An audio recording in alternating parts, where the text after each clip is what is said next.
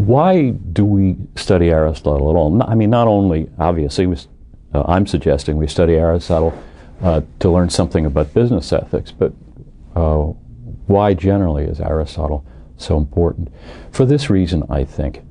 Aristotle is the philosopher of common sense. Not that he thinks common sense is always right, but he thinks common sense is more often right than wrong. There are certain kinds of philosopher, including Aristotle's professor, Plato, who thought that philosophy was esoteric, that once you understood philosophy, then you would understand that what you believed about the world was all wrong, or a very dim reflection of the real world. There have been a lot of philosophers like that who think that philosophy is an arcane discipline only for the chosen few. And Aristotle doesn't go for that at all.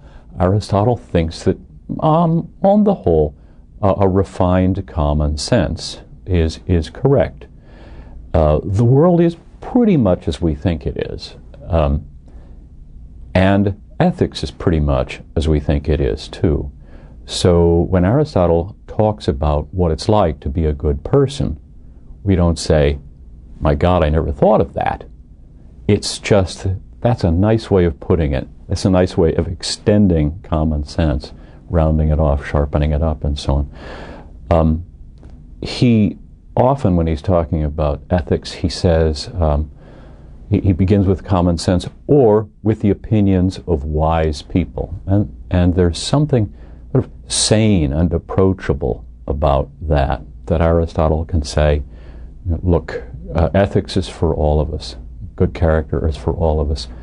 And it's not for the chosen few. We don't, in fact, inhabit some unimaginable world. We inhabit the real world, and things are pretty much the way they appear.